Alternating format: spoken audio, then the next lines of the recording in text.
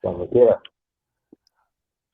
Muy buenas noches, días, tardes, cualquier hora en que nos cojan en el internet para ver este programita de filosofía Puro Café 2023, segunda temporada, el programa número 3 y siguiendo el caminito que nos habíamos empezado a formar cuando comenzamos esta segunda temporada, como que nos quedamos con el gusanito, por decirlo de alguna manera, y nos gustaría platicarles hoy o platicar acerca de las emociones, las virtudes y cómo conforman, además del deseo, parte de nuestro ideario, parte de nuestra forma de ser, buena o mala, como lo quieran ver.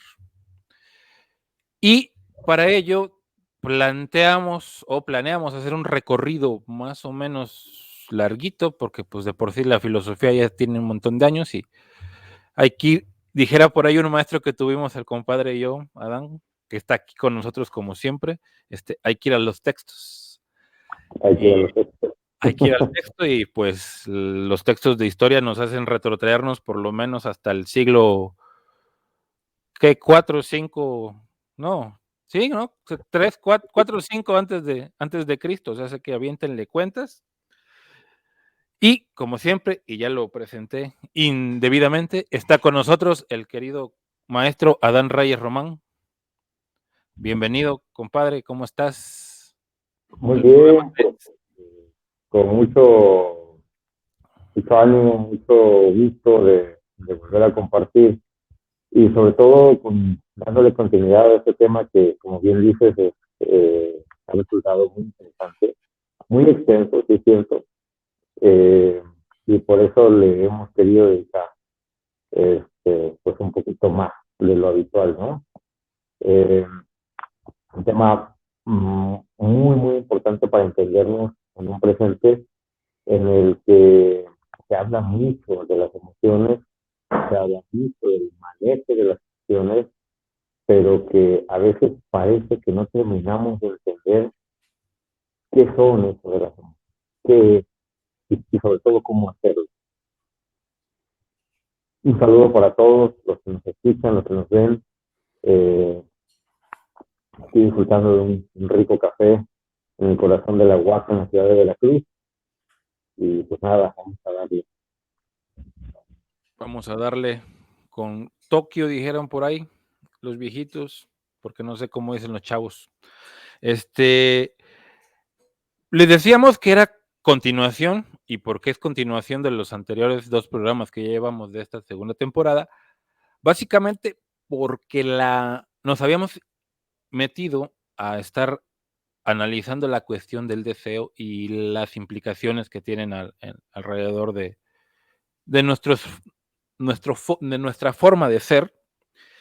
Y comenzamos, o por lo menos se nos vino a la mente el hecho de pensar no solo el deseo, sino también la cuestión de las emociones y ver cómo de repente, como bien apunta Adán, hoy y desde hace más o menos, si nos ponemos por el rollo editorial, por ahí de los 80 empezó este rollito de la cuestión del manejo de las emociones, de estar pendiente más de esta cuestión, parte también del ser humano, y que no, digamos, lo digo por meramente como cuestión editorial y como parte de un discurso que se viene manejando actualmente, ya tenemos 40 años, por decirlo así, con ese discurso, pero fue una cuestión que, digámoslo como tal, que se presenta como problemática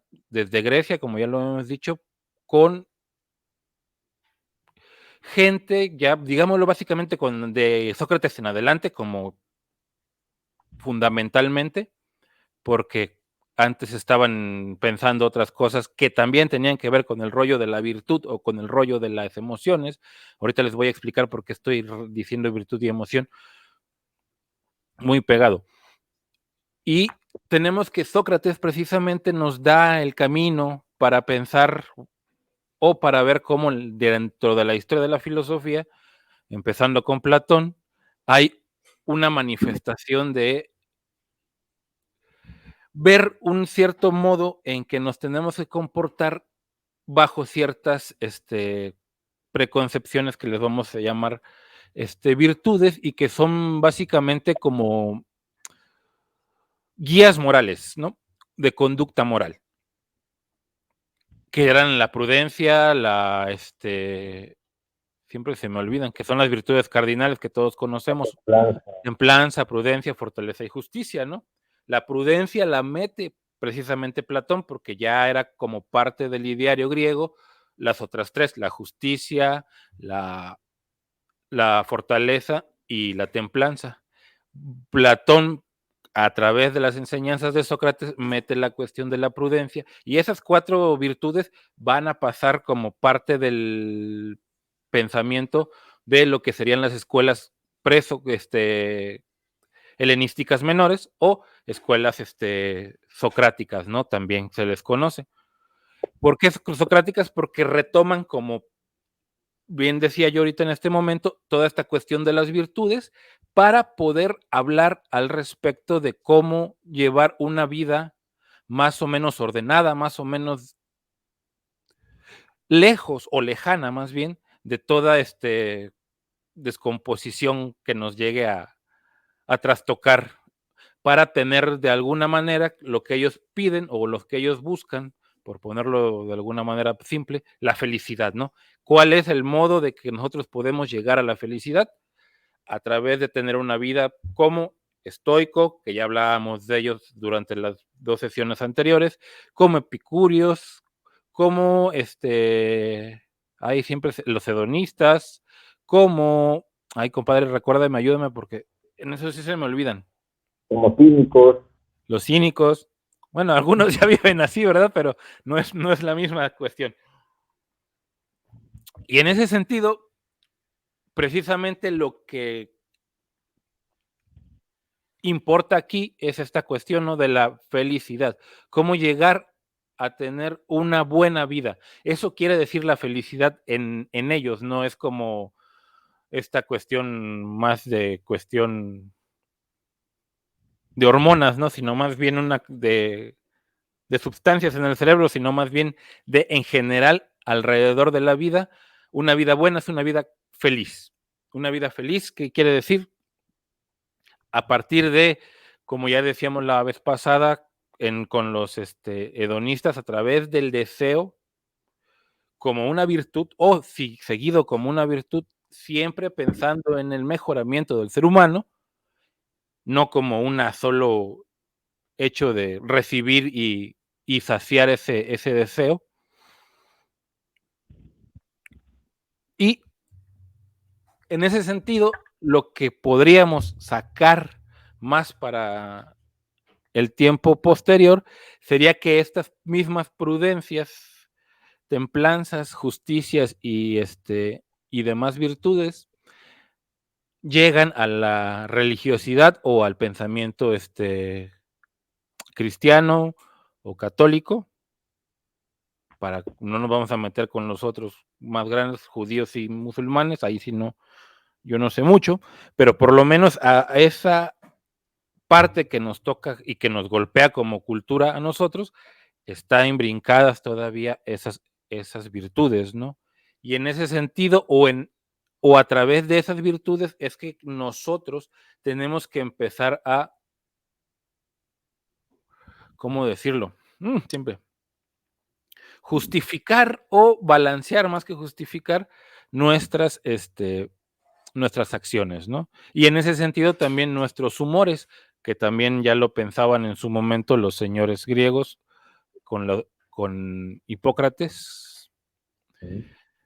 Y en ese sentido, como ya lo veníamos diciendo desde la otra vez, es como un poco la cuestión con ellos de aprender o saber a hacer de cierta manera la vida. ¿Qué quiero decir con eso? Les decíamos la vez pasada que se trataba más bien quizá de aprender a desear y también con estas este, corrientes filosóficas, actual con lo que estamos platicando y de acuerdo a lo de las virtudes, yo pienso que es lo que nos enseñan es a saber emocionarnos, ¿no?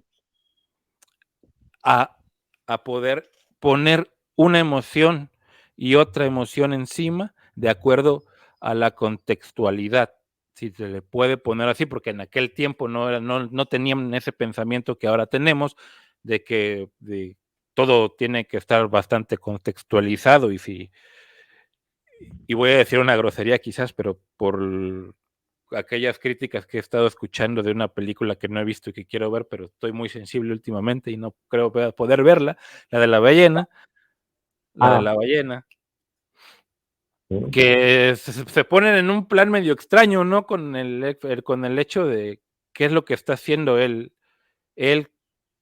actor, si no es un actor con las condiciones que se necesitan, ¿no? Pareciera que para que algo sea, tiene que haber solo sí las condiciones de necesidad, ya no son una necesidad de posibilidad, pareciera, ¿no? Pero vamos, ya me fui muy lejos, perdón.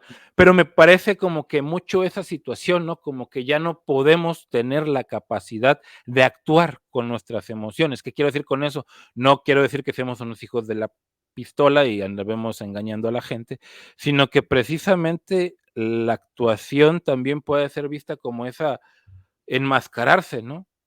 Toda emoción es una máscara que nos ponemos nosotros en el momento de una, digámoslo así, de reacción, ¿no? Regularmente pensamos en las emociones como la exaltación en general, pero no, también hay emociones que no son tan violentas, por decirlo de alguna manera, que no me gusta ejemplificarlo así, pero para que pueda ser entendido. Y en ese sentido, lo que esta generación de filósofos, la primera, y que donará a toda la historia, porque incluso en la contemporaneidad, creo yo, ya después me dirá el compadre si sí o si no, que esta cuestión del cuidado de sí, que es muy Foucaultiano, del rollo también deleuziano, del agenciamiento y de la posibilidad, también tienen que ver mucho, un chorro con esas teorías de la antigüedad y que actualmente nos permiten, creo yo, que sería como muy interesante que se volviera a pensar este mundo con esas teorías. No porque nos vaya a solucionar el problema, ¿no? Sino porque de alguna u otra manera son como más prudentes que las que actualmente se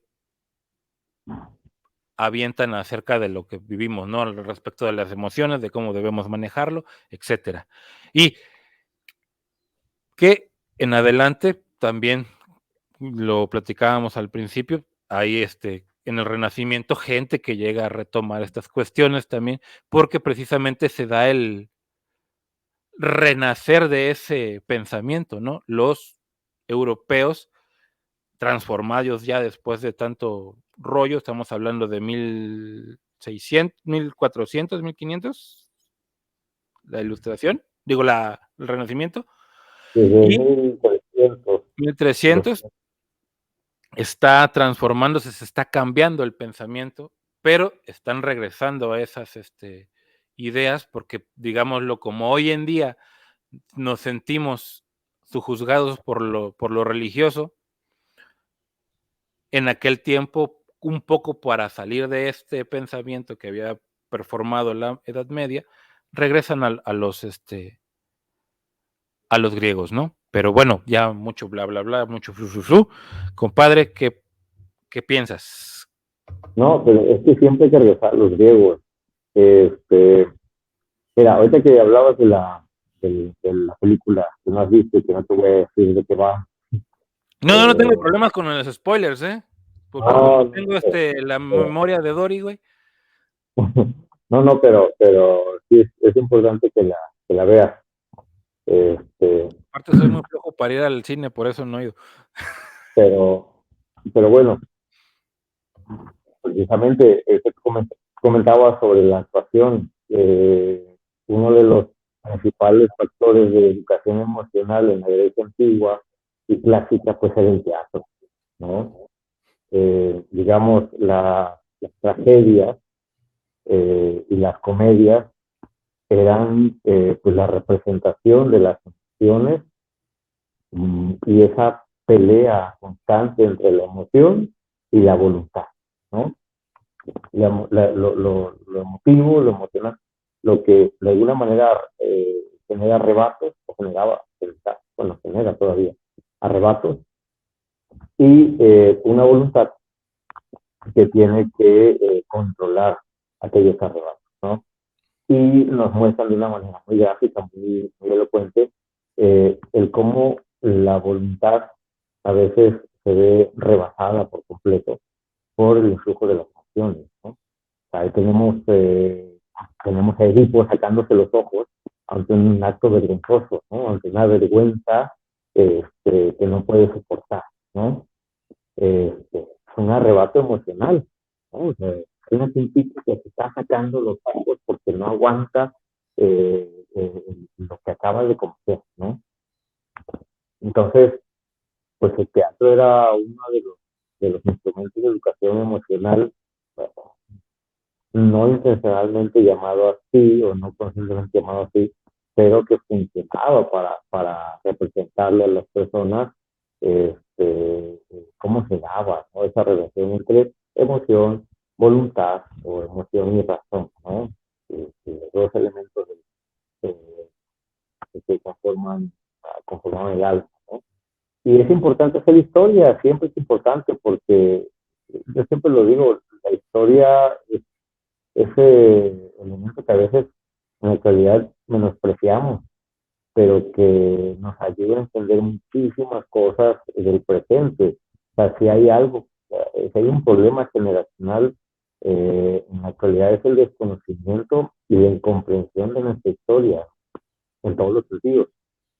Y hay que hacer historia, o sea, ahí tenemos a Platón hablando de las emociones a su modo. Ahí tenemos a Aristóteles dedicándole un montón de trabajo a las emociones, ¿no? Tenemos a los estoicos, como bien dijiste, tenemos a los epicúreos, tenemos a toda esta tradición occidental trabajando sobre el tema de las emociones. Aquí la gran diferencia entre la filosofía y la ciencia es precisamente que el tiempo que llevan dedicándole cada una al tema de las emociones, ¿no? Como bien decía, las ciencias llevan pues, alrededor de 40 años dedicándose a la investigación, a la reflexión en torno a la parte emotiva. La filosofía lleva 25 siglos, ¿no? Tratando de desmarañar todo este desastre, ¿no? Que representa el aspecto emocional en un animal que se asume como racional, ¿no? En un animal mm, cuya naturaleza pues se debate ahí entre lo racional, cultural y lo emocional instintivo, ¿no? Entonces, pues tenemos a Platón mencionándonos, por ejemplo, el, la imagen de la auriga, ¿no? Este conductor, como chofer, ¿no? Que conduce un Como los carro de Ben tirado por, Hur. exactamente, un carro tirado por dos caballos, ¿no? Un caballo blanco y un caballo negro, ¿no? El caballo blanco pues, representa lo positivo y el caballo negro representa lo negativo, en términos emocionales, ¿no? En términos de pasiones. Acuérdense que, claro, ya luego vendrán las clasificaciones de si es emoción o es sentimiento. A los griegos les da igual, o sea, son pasiones, son emociones, y bueno, lo manejan de una manera, ¿no? Entonces, para Platón, la oliga es la parte racional del alma que tiene que dosificar, pues, cómo tira de las riendas para controlar. a estos dos caballos, ¿no? Que si los logra controlar, pues logrará ascender. ¿Hacia a dónde? Al mundo de las ideas, ¿no? Al mundo del conocimiento, al mundo de la virtud, al mundo del bien. Pero si no los logra controlar, ¿sí? Es decir, si se le desbocan estos dos caballos, eh, pues al contrario, se verá arrastrado hacia el suelo, ¿no? Y acuérdense que para Platón eh, hay, una, hay una simbología muy específica, ¿no? El suelo, la tierra, abajo, aquí lo material, pues representa la ignorancia, porque es el mundo de la apariencia, es el mundo de lo que no puedo conocer con exactitud, ¿no? Y por lo tanto el mundo del error. En cambio, el ascenso implica el llegar al mundo de las ideas, al mundo del conocimiento, al mundo de la virtud, el mundo del bien. ¿Sí? Eso es Platón. Luego tenemos a Aristóteles, ¿no? Hablándonos de la virtud precisamente, la virtud en la que, claro, hay una consideración distinta, porque para Aristóteles todo está aquí en la tierra, ¿no?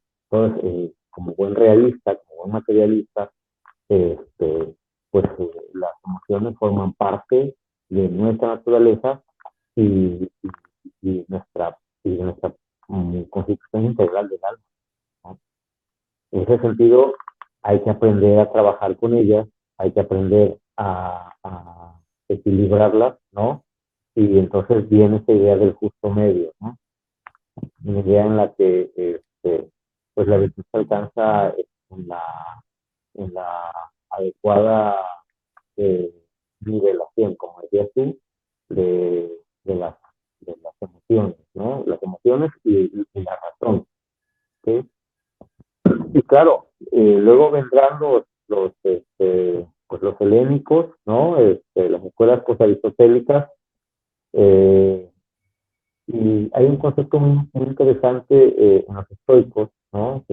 Recordando, ¿no? Cada vez que están de moda, el concepto de ataraxia, ¿sí? El concepto de la ataraxia, que es un estado de serenidad, un estado en el que ya no se sucumbe a esos apetitos pasionales, ¿no? Del alma, sino que se logran apaciguar. No se niegan, porque se sabe que están ahí, pero sí se busca mantenerlos en calma, ¿no? Bajo la idea de que cuando la pasión se desborda o la acción no se controla, pues se llega a realizar actos, ¿no? Que están fuera de nuestra voluntad, ¿no? Y de ahí esa idea de que, es que me vi cegado por la ira, por ejemplo, o estaba cegado por el amor, por la euforia, como que dándole una connotación de actos involuntarios, ¿no? Por una emoción a veces referida de manera externa, que de pronto nos invade y nos ha afectado de una forma determinada, una forma de la que a lo mejor no quisieran, ¿sí? Y bueno, y así atraviesa todo la Edad Media, con sus matices obviamente, eh, precisamente porque se recupera Platón, se recupera Aristóteles. Eh, claro que hay como que ciertos momentos en la filosofía medieval en que las emociones son eh, también tomadas en cuenta como parte, ¿no? De ese mismo proceso personal, ¿no? Ya como con Agustín, con el tema del amor, ¿no? El amor como esa conexión con la divinidad, el amor que se encuentra a través de la introspección, ¿no? A través del proceso de mirar al otro, ¿no? Mirarte a ti mismo para poder mirar al otro y poder entender los signos divinos, ¿no? Pero siempre bajo la idea del amor. Este, y el mismo caso de Pedro Abelardo, ¿no? Con muy de la mano de esa historia bellísima de amor, turbulenta, ¿no? Con Eloísa, eh, donde el amor juega un papel fundamental en el conocimiento del mundo, ¿no? Eh, y bueno, como dices, también hasta que llegamos al Renacimiento, ¿no? Y en el Renacimiento hay personajes muy importantes en el tema de las emociones, como es Erasmo de Rotterdam. Eh, con el elogio de la locura, en el que ciertamente, si nosotros decimos elogio de la locura, locura sigue teniendo una connotación probablemente negativa, pero ya le está dando un giro, porque Erasmo de Rotterdam lo que nos cuenta de esa forma tan peculiar en el elogio de la locura es que gran parte de la vida humana eh, acontece gracias a esa locura, gracias a esa parte emocional. ¿Sí? Es más, la propia locura, cuando habla de sí misma, dice: nadie en su sano juicio, ¿sí?, pensaría en casarse, sabiendo las congojas que conlleva, dice, la locura, ¿no? Pero entonces, pues prácticamente nos está diciendo que la conservación de la especie se da gracias a ella, que el hecho de que podamos seguir estando aquí, generando cultura, generando conocimiento, generando civilización, pues es a través del influjo de la, pues de la propia locura, ¿no? Es decir, como mezcla de emociones, ¿no?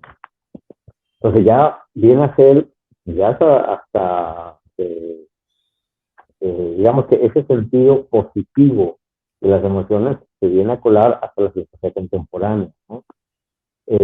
Por eso te digo, es importante hacer un poco de historia en este recorrido, porque finalmente vemos que no es un problema o no es un tema De hoy. contemporáneo, ¿no?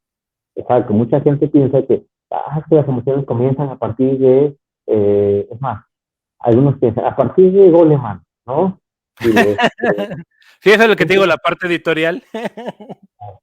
dicen, no, aguanta, aguanta, aguanta. O sea, hay un recorrido histórico muy, muy grande, muy importante, que viene de mucho más atrás. O sea, estamos hablando de una tradición de más de 25 siglos que ya viene arrastrando este tema de las ficciones, ¿no? Es más, ya que salía bueno luego comentar vamos a ver si lo conseguimos, es un amigo de, de, de Asturias, que hace su tesis sobre Aristóteles, su tesis doctoral, me parece, sobre Aristóteles, Cabrón. en donde maneja de alguna manera eh, parte de esta idea de que ese concepto que luego se materializa o a partir de Goleman, ¿no?, y los demás, sobre la educación emocional o la inteligencia emocional, puede rastrearse en el propio Aristóteles, ¿no? Sobre el alma, sobre las virtudes. Este, vamos a ver si lo logramos este, eh, indicar, sobre todo concretar, para que nos platique un poco sobre esa punto. Porque, ¿verdad? Es bien interesante ver cómo Aristóteles ya tenía preconcebida esta idea, y entonces que sigue siendo una de las cabezas más grandes, ¿no?, de la historia.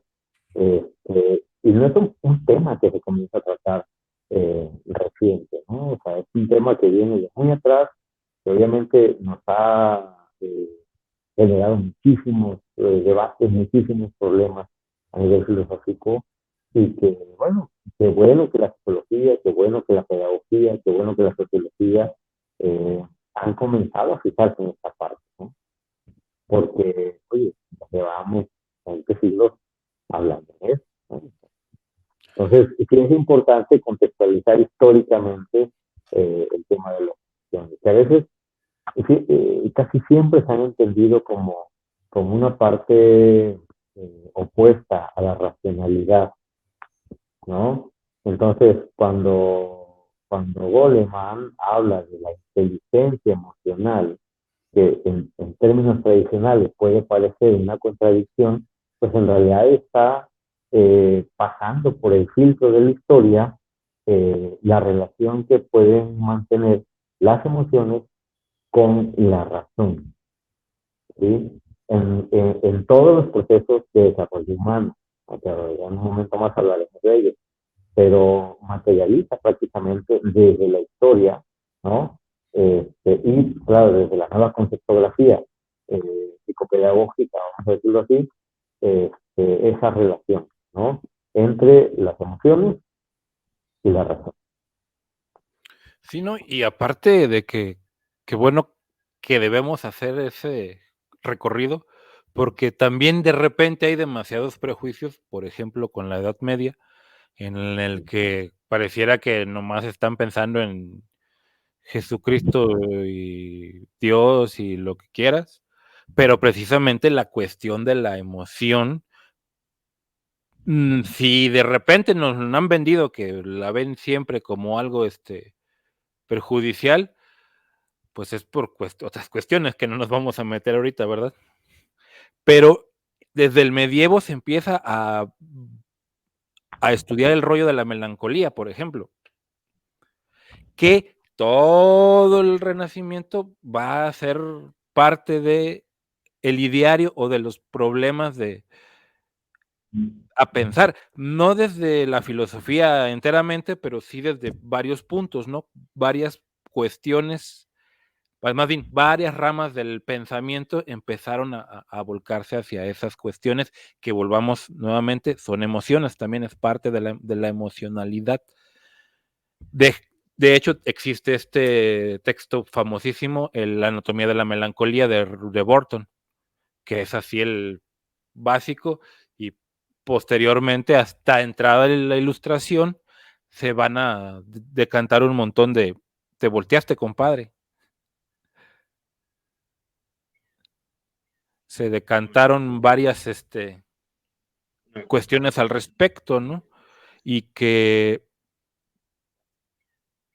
de repente también tiene que ver mucho esa, pues me estaba pensando en lo de la locura, del elogio de la locura, también el rollo de que la locura, como bien decías, no ya está pensada hoy en día cuando leemos ese título como algo relacionado al mal funcionamiento del cerebro, ¿no?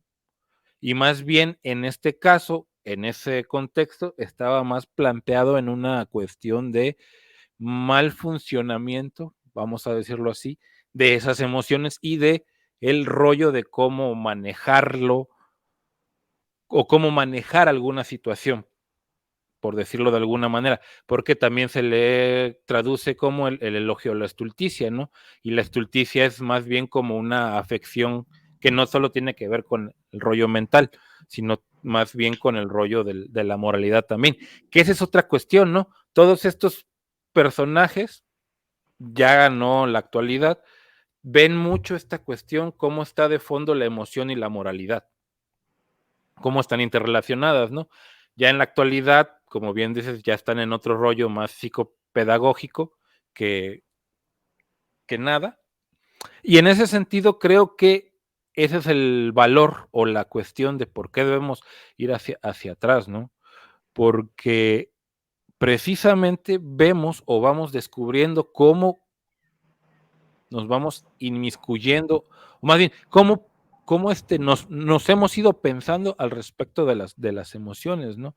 De hecho, Aristóteles es el primero que hace como una especie de catálogo con el libro del alma, donde hace los distintos tipos de alma, pero ya más allá de lo que había hecho Platón, donde se mete ya un poquito más de cosas más hondas, también con el rollo de las emociones, y que para mí, la neta, el rollo aristotélico es el que actualmente podría funcionar también un poco para pensarnos, porque él instituye la prudencia como parte de la cuestión o la básica, ya olvidándose un poco de las otras tres que habíamos dicho, y que también esto lo recoge de Platón, y que igualmente va a pasar a la religiosidad medieval, que precisamente es la disposición del hombre a discurrir al respecto de lo que es bueno y conveniente para él mismo. Pensar, trabajar el hecho de por qué voy a elegir esa situación, ¿no? Y pareciera que en general ya esa cuestión se fue perdiendo un poco en esta vorágine de lo que está, que todo tiene que estar permitido en tanto que pulsión, básicamente, sin pensar en esas pulsiones, ¿no? Por eso decíamos que los griegos desde antes llamanle pulsión a la emoción, al sentimiento, aquello que genera un movimiento, es parte de lo que ellos también estaban investigando. Y cuando digo genera movimiento, en el hombre, porque movimiento genera muchas cosas en la vida. Y en ese sentido, creo que nos fuimos un poco creyendo, ya lo decíamos la vez pasada, en el programa anterior, como que cuando se murió Dios, poniendo a Nietzsche de bastión, como siempre, como que, digo, por mi parte, nos sentimos Juan Camaney, pues, nos empezamos a sentir lo suficientemente óptimos o lo suficientemente capaces de crearnos a nosotros mismos, ¿no? Pero lo que no pensamos, y también lo decía Nietzsche, que sí, pues ya matamos a Dios y todo bonito, precioso, y nos queda el horizonte. Sí, más bien, sí, pareciera que nos queda el horizonte, pero dice Nietzsche, no, nos queda el infinito, cabrón. De ahí para el real, sin ningún posicionamiento, por decirlo de alguna manera, no hay realmente un manejo o una posibilidad de saber emocionarse o saber desear, como ya decíamos también, o decía yo la vez pasada en los programas anteriores, ¿no? Por ejemplo, Kant también se mete en los rollos de esta cuestión de alguna u otra manera, ¿no? Al poner el imperativo categórico. Sí, claro, o Porque, sea, ajá, esto, bueno, Kant igual con ese imperativo y sobre todo lo que tiene que ver con la razón práctica, ¿no? Igual trata de entender cómo funcionan, cómo influyen, ¿no? Este tipo de elementos en el comportamiento, ¿no? Y aquí también hay que señalar una cosa, que bueno, ya lo dijiste entre líneas, pues vamos a ponerlo muy en claro. a Las desvelarlo, emociones o el efecto de las emociones siempre estuvo ligado y siempre ha estado ligado al tema de la ética, ¿no? Del comportamiento social, de la moral.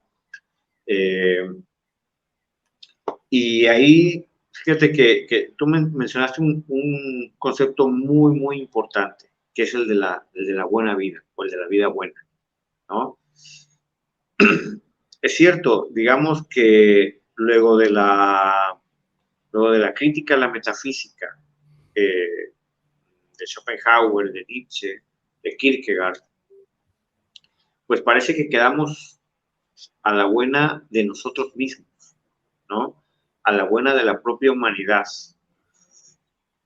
Cuando Nietzsche dice Dios ha muerto, nos está diciendo solo nos tenemos a nosotros mismos, ¿no? O sea, ya no hay pretexto, o sea, no hay de que a quién echarle la culpa. No. La responsabilidad completa de lo que tú sientes, de cómo actúas, de cómo te comportas, es tuya. ¿Querías libertad? Ahí está la libertad. Eres completamente libre, como dice Sartre, pero también eres completamente responsable, ¿no? libertad. Por no decir culpable, ¿no? Kierkegaard, cuando se autoimpone, ¿no? La autoafirmación del yo frente al todo, ¿no? Kierkegaard dice, bueno, sí, ahí está Dios, muy bien, muchas gracias, Diosito, yo te amo, te adoro, pero aquí abajo soy yo, ¿no? Soy yo y lo que yo pueda pensar y lo que yo pueda sentir. Claro, y esto conlleva una revolución cultural y social muy importante, güey. O sea, luego tendremos, por ejemplo, la revolución sexual de los 60, por ejemplo, ¿no? Una de sus premisas más importantes es así como que atrévete a sentir, ¿sí? No te avergüences de lo que sientes. Y de ahí para acá ha venido en aumento, ¿no? De manera progresiva. Problema, y creo que ahí es donde está el punto de discusión. Es que, y fíjate, sirve muy bien esta analogía de las tragedias griegas con la película de la ballena que mencionabas tú, ¿no? Ujú.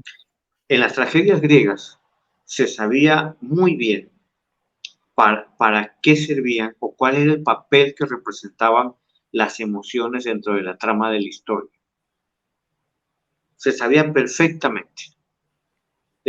Ahora, parece ser que en la actualidad, y tomando como punto de referencia la película de la ballena, parece ser que en la actualidad se trata de sentir por sentir, ¿sí? Sentir, nada más, de manera desbocada, ¿no? Que si te emocionas, está bien, emocionate, ¿no? Que si te conmueves, está bien, conmuévete, pero parece ser que no hay una direccionalidad sobre las emociones como tal, ¿no? Que ahí es donde está el problema, porque ahí es donde se ha perdido de vista la función social que cumplen las emociones, ¿no? Otra vez, volviendo al tema de la animalidad y la racionalidad, ¿no? Si nosotros nos asumimos como seres racionales, socialmente racionales, ¿no? Hay que tener en claro cuál es el papel que cumplen precisamente esas emociones en nuestro comportamiento social, ¿sí? Pero ahí es donde me parece que está el problema, en que en este proceso de ir liberando la sensibilidad, ¿no? De ir perdiéndole la vergüenza a sentir cosas, que eso está muy bien, nos hemos perdido también en el papel que cumplen las emociones dentro del proceso de desarrollo humano, ¿no? Porque nosotros como seres, como animales racionales, ¿no? Y hay mucha gente a la que no le gusta ese concepto de animal racional, ¿no? Y yo lo veo, de verdad, lo veo constantemente con algunos alumnos, cuando hablo de, somos animales racionales, y siento cierta incomodidad ahí, es que yo no me gustaría, no me gusta pensarme como animal, ¿no? Yo no creo que seamos animales racionales, ¿no? Luego ni saben si son mamíferos o no. Porque de verdad, o sea, hay quienes no saben si son mamíferos, ¿no? Pero no les gusta que les digan animales racionales, ¿no? Entonces, bueno, ok, como seres racionales, parece que hemos perdido de vista que dentro del el entramado cultural que somos, ¿no? Las emociones cumplen un papel muy importante en el desarrollo humano como individuos y como parte de una colectividad. Pero me parece que ese proceso, por ejemplo, de construcción de la identidad, incluso en el proceso de aprendizaje en un entorno escolar, o más aún el tema del autoconocimiento, se ha perdido de vista cuál es el papel de las emociones. ¿Por qué? Porque me parece que el papel de las emociones tiene que ir de la mano de la convivencia con el yo o con el sigo mismo, ¿no? Con el self que decía Freud, ¿no? Ujú. Y eso es lo que nos está faltando, lo que se ha perdido precisamente en este tramo de revolución emocional, vamos a decirlo así, ¿no? parece que se ha perdido de vista el tema del sí mismo. Y ya lo decía el propio Nietzsche, ¿no? Nosotros los que conocemos somos desconocidos para nosotros mismos, ¿no? Me parece que es en la genealogía de la moral donde comienza precisamente Así con empieza. eso, ¿no? Ujú. Y cómo no lo vamos a hacer si nunca nos hemos buscado. Claro. Si no nos buscamos, corremos a los brazos del otro antes que a nosotros mismos, ¿no? Finales del 19, ¿eh? Finales del 19 y ya lo denuncia Nietzsche, ¿no? Es más, podemos ir hasta atrás y Sócrates nos decía, lo primero, conócete a ti Sí mismo, mismo. ¿no? Lo primero, el propio San Agustín, otra vez, conócete a ti mismo. Es una constante, una especie de mantra histórica en el pensamiento filosófico en el que, hey, no te pierdas de vista a ti mismo, porque donde te pierdas de vista a ti mismo, valió cacahuate todo lo demás, porque entonces el horizonte se comienza a difuminar. Y ahí sí, te agarra el mareo del infinito, ¿no? Para muestra, la pandemia que acabamos de pasar. Esos brotes por todos lados, casi epidémicos, no de COVID, bueno, aparte de COVID, de ansiedad, de depresión, de tristeza, producto del confinamiento, no son otra cosa que la muestra fehaciente de que no estamos acostumbrados a estar a solas con nosotros mismos. Hay gente que no soporta estar consigo misma sola, pasar tanto tiempo consigo misma. Necesita la distracción del trabajo, de la calle, de la escuela, del antro, de lo que sea. Pero estar a solas consigo mismo le produce esa ansiedad, esa sensación de melancolía, ¿no? De ¿y ahora qué hago? ¿No? ¿Ahora qué hago yo todo este tiempo aquí encerrado? Pues algunos con personas y otros en completa soledad, ¿no? ¿Ahora qué hago? Pues conócete, ¿no? Pregúntate cosas, ¿no? Pero no estamos acostumbrados a pasar tiempo con nosotros mismos. Y ahí es donde comienza el gran problema de las emociones desbordadas. Emociones que luego se convierten en problemas, ¿no? En problemas de equilibrio, de balance, porque el autoconocimiento no es digamos que una costumbre, ¿no? O sea, se nos ha hablado mucho de la libertad emocional, del sentirse libres de emocionarse, pero no nos ha dicho para qué. Y como no está esta idea de la autorreflexión, este hábito del autoconocimiento, del estar a solas consigo mismo, no sabemos qué hacer con eso que sentimos. Y yo creo que acabas de poner otro personaje conceptual, dijera el de Les por ahí, bastante interesante en el plano, el otro. Chingado otro. Ya lo dijo también Sartre, el otro es el infierno.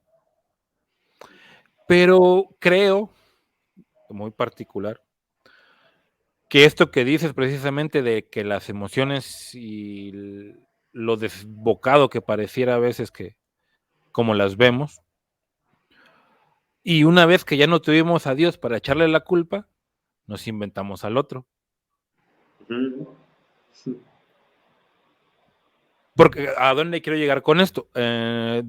Precisamente del 80s para acá, Goleman para acá y todas estas teorías, incluso por eso lo aumentaba yo la vez pasada también con Abraham, de estas onditas New Age. Pareciera que el culpable es el otro. Tú estás bien, cabrón. El güey es aquel que está enfrente de ti. Precisamente porque no existe lo que bien refieres, ese autoconocimiento, ese autocrítica. que pareciera que actualmente está como muy de moda con este conceptito que para mi gusto está más mal utilizado, pero no nos vamos a meter en ese rollo. La deconstrucción. De que ya soy un ente deconstruido y que la garnacha de rinconada, ¿no? Pero ¿qué diablos es eso de la deconstrucción? Vamos a hacer, no lo vamos a hacer ahorita, lo pregunto en el sentido de hagamos historia. ¿Qué es la deconstrucción? ¿Quién inventó ese concepto? Derrida. ¿Para qué lo utilizó? No para estas cuestiones que ahora lo utiliza la flota, ¿no? O la gente en general. Por eso la importancia que siempre le ponemos aquí al rollo de echarnos para atrás, a ver cómo está la cuestión, porque podemos decir hasta que la Tierra es plana, ¿no? Digo, como actualmente todavía puede salir algún cristiano por ahí. Pero ¿por qué? ¿Para qué? ¿Cómo? ¿Cuándo? En ese sentido, y regresando al punto, creo que el otro se volvió el desagüe emocional en la actualidad, ¿no? De los años 80 para acá, en los 90, cuando se pone de moda esta cuestión de que tienes que ir con el psicólogo porque no sabes manejar tus rollos, ¿no? Siempre como en vez de estar pensando en uno, lo volcamos hacia el otro, ¿no? Porque, y luego empezaron a decir cosita graciosa del si te choca, te checa, ¿no? Y me he puesto a pensar porque en algún momento cuando era joven lo pensé y lo creí. Y es bueno, ¿Sí? y es bueno sacarse esas chingaderas de encima, ¿no? Y dices, pues no mames, güey, así de fácil me lavo las manos, ¿no? Me parece una lavada de manos simple y fácil, ¿no? Porque al fin de cuentas, si tú estás haciendo algo que a nivel general no es óptimo o no está como éticamente permitido, moralmente permitido, pero si me emputo yo, entonces el pedo lo tengo yo, no el que lo está haciendo. Y ahí es cuando me parece precisamente toda esta cuestión, o me viene a la mente toda esta cuestión que acabas de decir, igual estoy mal, de que no hacemos reparo en siquiera en lo que hablamos, decimos y cómo lo decimos y proyectamos. Porque te digo, he visto parte de mi generación, dijeran por ahí luego los poetas, destruirse en drogas. No, aquí se destruyeron en estos rollos moralistas o moralinos, más que morales o éticos. Bueno, también en drogas, ¿no? Bueno, también, pero pues eso es normal, güey. No normalicemos la drogadicción, está mal, sí es cierto. No, pero digo, es normal en el sentido de que ya en la historia ha habido muchos que, por eso decía yo, dicen por ahí, Ginsburg, o si era Ginsburg, ¿no? Que decía que vio a mentes geniales de su generación podrirse en las drogas. Hoy hemos visto que se pudren en las drogas y además se pudre la situación con toda esta maraña moralina, ¿no? Que llega a existir, que yo le llamo también gentrificación de ciertas cosas. Por ejemplo, la marihuana ya se gentrificó cuando era moralmente perversa, ¿no? Cuando empiezan a prohibir en Estados Unidos, la pegan con los negros, ¿no? Para que sea mal vista, peor vista todavía, ¿no? Ahí tenemos estas cuestiones de las moralidades que empiezan a hacer como esto otra vez por eso ahora sí vuelvo a la ballena, ponernos en el punto en el que no puede haber un canijo que interprete o represente a uno que no es él, porque entonces no tiene conocimiento de causa de la situación. Pero si vemos la película o vemos algunas películas que también que sí he visto y que les están tildando de cosas así, digo, hay que leer, como decías tú hace rato, ¿no? Hay que leer entre líneas, hay que leer los subtextos que existen en las películas, porque una cosa es el guión y otra cosa es la imagen, ¿no? Y Aronofsky, conociendo todo lo que conozco, los 5 películas que he visto de este güey, una cosa es el guión y otra cosa es toda la imagen que te está mostrando, te está contando 2 historias con el guión y con las imágenes, ¿no? Y quieren, o no sé, pareciera que hoy en día ya se necesita o solamente está permitido el hecho de que sea cuestión gente originaria, por llamarlo de alguna manera, no solamente racialmente, sino físicamente e ideológicamente. Creo que estamos cayendo, eso es especificación mía, nada más digo, locura mía, en una especie de realismo ideológico. Porque no sabemos precisamente cuajar nuestras emociones. Y caemos en lo ideológico, lo quiero decir en el sentido de que precisamente no pensamos, no somos prudentes, no racionalizamos, que tampoco hay que echarle caca a la razón en el sentido de que siempre pensamos, ¿no? Una persona era yo así. La razón está, la podemos tener ahí porque es de alguna u otra manera necesaria, no por el hecho de que nos ate las manos, sino porque si no sería como caballo desbocado todas las emociones, sería un caballo desbocado el deseo, todo sería como gordito en tobogán, que me gusta decir mucho esa frase, no es por gordofobia, perdónenme, pero está muy graciosa. Y precisamente lo que estamos viviendo ahora es eso, como decías tú hace rato, me gustó eso. Está bien mostrar las emociones, pero no hacer de la emoción la forma bueno, pero lo replanteo. Está bien mostrar las emociones, pero no está bien hacer aspavientos por todo, de alguna manera, ¿no? Decirlo, por no ser más enérgico. Porque te puede o no gustar por X o por Y, pero hacer las tasaciones de esa manera o recortar el mundo de esa manera, como el rollo de la ballena, hace que el mundo se vuelva peor de retrógrado y cerrado que en el medievo, creo yo, porque entonces ya no hay posibilidad de ver adaptaciones o de ver transformaciones de muchas cosas, que es parte del arte, cabrón. Es parte del arte la transformación a través de utilización de ciertas cosas del pasado con ciertas cosas del presente para darnos una nueva visión del mundo. Porque si nos vamos a ese hecho de que solamente algo tiene que ser representado por un igual,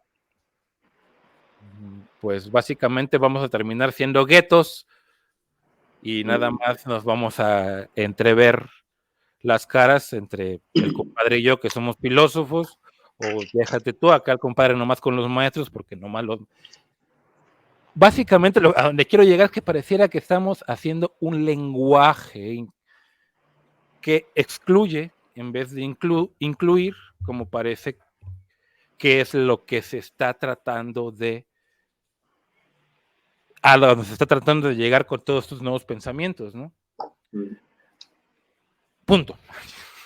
Creo yo. Sí, no, o sea, pareciera que se trata de matar al actor, ¿no? Es decir, al que interpreta, es la naturaleza de la actuación, ¿no? Es que si no eres gordo no puedes interpretar a un gordo. Pues para eso es actor, ¿no? Y pues no es que si no eres muy... homosexual no puedes interpretar a un homosexual. Pero es que ahí es donde yo creo que se muestra o se demuestra precisamente que el auriga ha perdido completamente el control de los caballos. O sea, recordando a Platón, ¿no? O sea, se le fue soltando la rienda cada vez más hasta que ya no pudo sostener las riendas y los caballos se desbocaron. Y en ese desbocamiento de las emociones estamos actualmente, ¿no? O sea, porque llegamos a una cultura absurda de la cancelación de cosas que no se alcanzan a comprender, pero es que ni siquiera se hace el esfuerzo por comprenderlas, ¿no? Así como se busca o se protesta o se acusa a Fraser de no ser gordo mórbido ni homosexual, y aún así atreverse a interpretar al personaje de la ballena, a Charlie, igualmente se acusa a la actriz, que no recuerdo su nombre, que hace la sirenita y que es de piel morena, ¿no?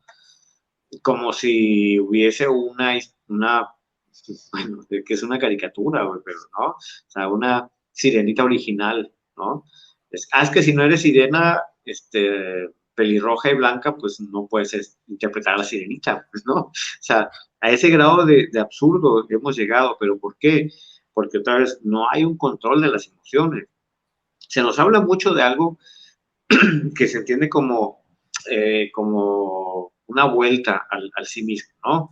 Esa idea del amor propio. Hoy en día se habla muchísimo del amor propio, ¿no? Ámate a ti mismo, primero tienes que cuidarte a ti, procúrate a ti mismo, date un tiempo, consiéntete, ¿no? Pero la gente ha perdido de vista lo que implica el amor propio. El amor propio también implica hacerte cargo de ti mismo, que es a lo que íbamos hace rato cuando mencionábamos a Sartre y cuando decías esta idea de el infierno son los otros. Sí, pero hay que entender que yo también puedo representar el infierno para otros, ¿no? O sea, si los otros o el otro puede ser mi infierno, quiere decir que yo también puedo ser un infierno para otra persona. Y eso implica hacerme cargo de mí mismo. El amor propio no es solo consentirme, no es solo mi momento Milky Way, ¿no? Sino también es hacerme responsable de mí mismo, de lo que digo, de lo que siento, de lo que pienso, de cómo actúo. Si todos nos hiciéramos cargo de nosotros mismos, ¿no? Habría un equilibrio social mucho más completo, mucho más visible, ¿no? El problema es que no nos hacemos cargo de nosotros mismos. Hemos malentendido generacionalmente esa idea del amor propio como el consentirme, ¿sí? Como si el amor fuera solo el consentimiento. Y si hacemos la analogía con el tema de la crianza, por ejemplo, hay gente que, otra vez, generacionalmente, ha malentendido la idea del amor a los hijos como la idea del consentimiento. El consentimiento y la sobreprotección, ¿no? Y fíjate cómo, pues ahí es donde entra ese choque generacional. Las generaciones de nuestros padres, de nuestros abuelos, que entendían que el amor a los hijos implicaba también límites, ¿no? Con sus formas rudimentarias o toscas, si tú quieres, de poner los límites, pero entendían que debía haber límites, porque el amor también era como ir guiando, ¿no? A los hijos por un camino que ellos entendían que los llevaba hacia una vida buena, ¿sí? Pero cuando esta idea se comienza a desechar y comenzamos a pasar a la parte de que el amor es consentimiento, es permisividad, es la sobreprotección, ¿no? Confundimos el amor incondicional con el permitir absolutamente todo. Y entonces tenemos estas generaciones de personas que no están dispuestas a que les pongan límites, ¿no? ¿Por qué? porque no están acostumbradas, ¿no? Porque en su idea de amor y de amor propio y de amor fraterno, pues no está configurado esa idea del límite, ¿no?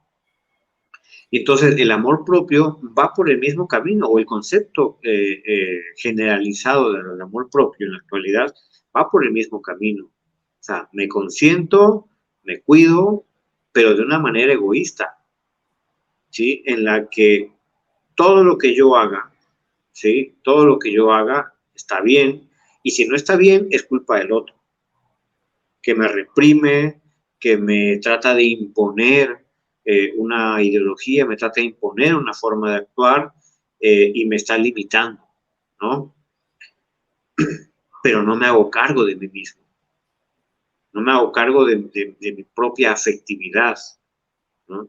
Que ahí es donde yo creo que es necesaria, muy necesaria, una vuelta a esa idea original. Hasta vuelta te diste tú, compadre.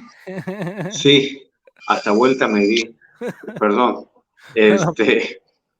Una vuelta necesaria a esa idea de que el manejo de las emociones tiene que tener una dirección muy concreta, ¿no? ¿Cuál?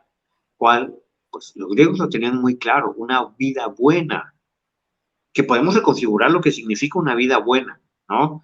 Pero hay un objetivo concreto, una vida buena, la felicidad. Y yo siempre se lo digo a mis estudiantes, toda la historia de la filosofía tiene que ver con la idea de cómo ser felices. Pero esa idea de cómo ser felices implica una serie de preguntas hacia el sí mismo. ¿Cómo estoy actuando? ¿Qué tipo de persona soy? ¿Será que lo estoy haciendo correctamente? O sea, me estoy desenvolviendo como la persona que quiero ser, ¿no? ¿Soy la persona que creo que soy, ¿no? Y ahí entra obviamente a la visión del otro, ¿no? A ver si coincide con la visión que yo tengo de mí mismo, ¿no? Claro, a veces es difícil porque si yo no tengo una idea de mí mismo construida desde mí mismo, pues depende de lo que digan los demás, que parece que es lo que sucede. Dependo de los likes, dependo de los comentarios, dependo de los seguidores, dependo de qué tan popular soy, ¿no? Qué tanto amor me demuestran a través de este tipo de elementos de comportamientos, ¿no? ¿Por qué? Porque no me basto a mí mismo, ¿sí? No me basto, no soy suficiente para mí mismo.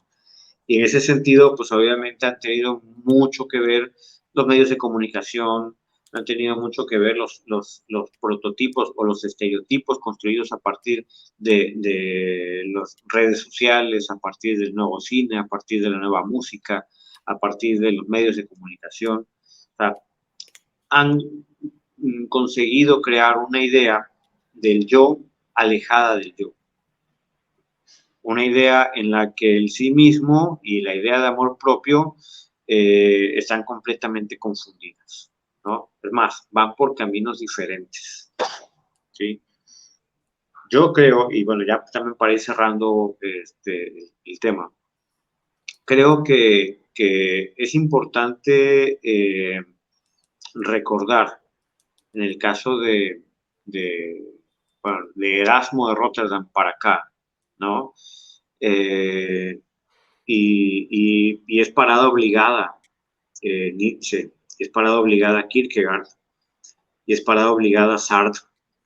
Recordar Y Schopenhauer que, también, compadre.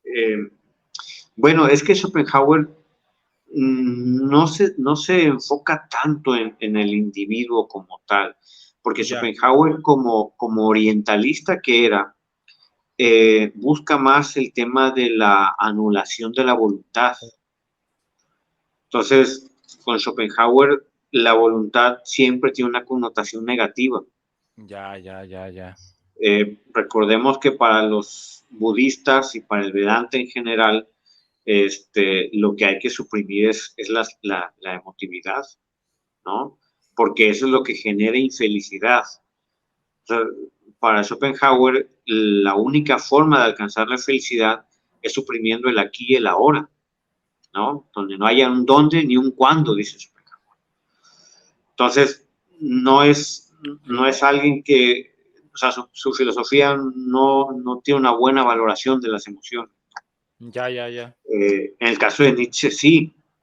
Nietzsche las abraza, ¿no? Se abraza la emotividad y dice, bueno, finalmente esto es lo que soy, ¿no? Como decía nuestro querido Julio Quesada, nuestro maestro muy querido y amigo, un demonio melancólico, ¿no?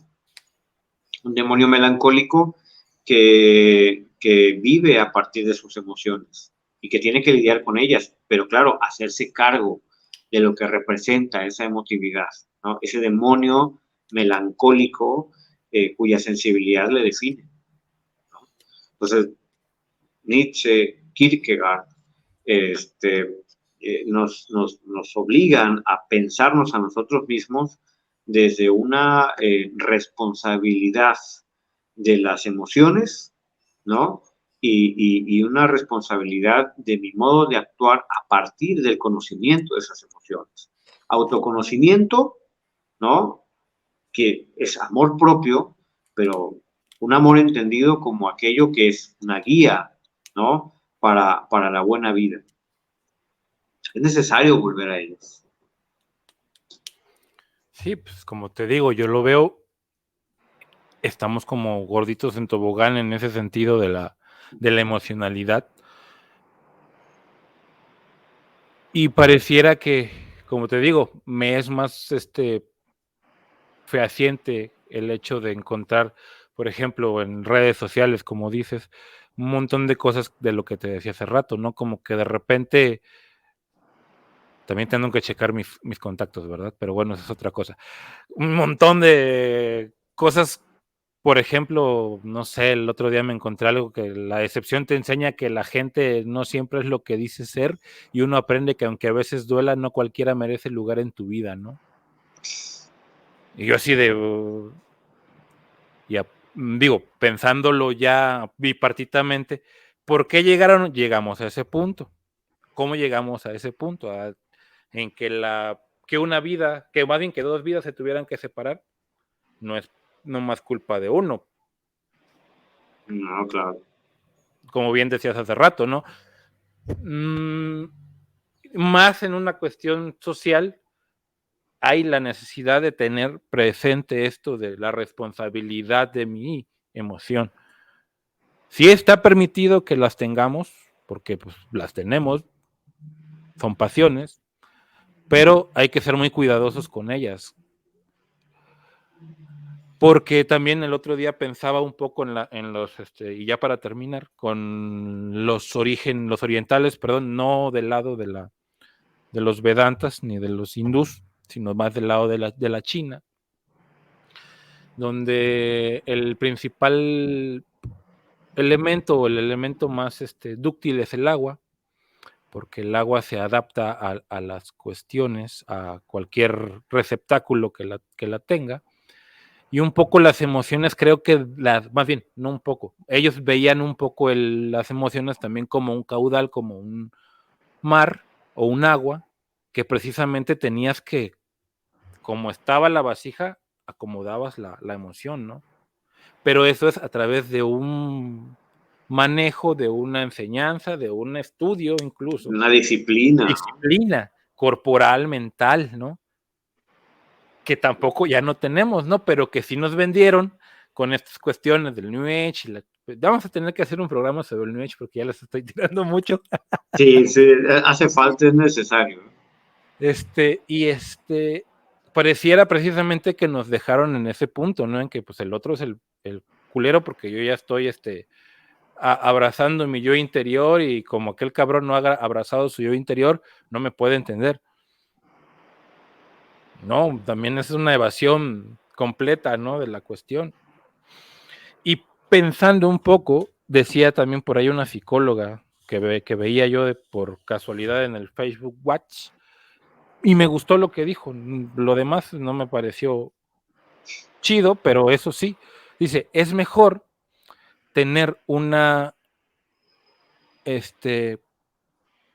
educación rígida que una educación, como bien mencionabas tú hace rato, abierta a lo que quieras. ¿Por qué? Porque la rígida la puedes acomodar de repente si se deja y la puedes ablandar. La que es blandita, blandita, blandita, ponle un límite, que es lo que está sucediendo, como bien decías tú hace rato, ¿no? Actualmente, Claro. como no pudimos ponerle límite, ¡pum! Se nos explotó la bomba en la cara. Pero bueno, ¿algo más que quieras anotar? Si no, nos vamos despidiendo, compadre. No, yo creo que retomaremos el tema en una segunda parte.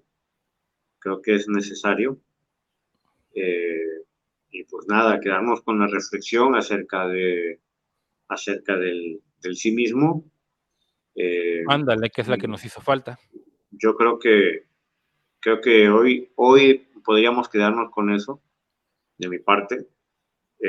Quedarnos con la idea de que pensar en mí mismo implica pensar en lo que estoy haciendo bien y en lo que estoy haciendo no tan bien, ¿no? Y cómo puedo mejorar como persona desde lo racional y obviamente también desde lo emotivo, desde lo afectivo. Creo que es una tarea que podemos llevarnos esta semana. Ahora que estamos en tiempos de recogimiento, ¿no? Ándale. En época de recogimiento. Y pues nada, nos vemos aquí la próxima semana. Sale. Muchas gracias a todos los que nos vean, nos seguirán viendo por aquí todavía en Facebook, YouTube, Instagram. Búsquenos Puro Café. También ya tenemos nuestra página o fanpage, como dicen ahora, en Facebook, Puro Café. Búsquenlo, Filosofía para la Semana, búsquenlo por ahí. El subtítulo igual va a ir cambiando porque la vez pasada era para fin de semana, dependiendo de la cuestión de cómo vayamos aventando esto, pero siempre con el gusto de reflexionar, pensar y platicar con todos, que también es un poco algo que se ha perdido porque precisamente no sabemos manejar nuestras emociones. Terminamos discutiendo como verduleras ahí en el Congreso de la Nación, por poner un ejemplo. Como Lili Telles. Uy, esas sí se le desbordaron, ¿eh? Se le desbordaron, o como Noroña cuando se desborda también. Muy a menudo. Muy a menudo. Muchas gracias a todos. Nos estamos viendo la próxima semana. Que tengan una bonita semana y nos vemos pronto. Hasta luego. Chao. Luego.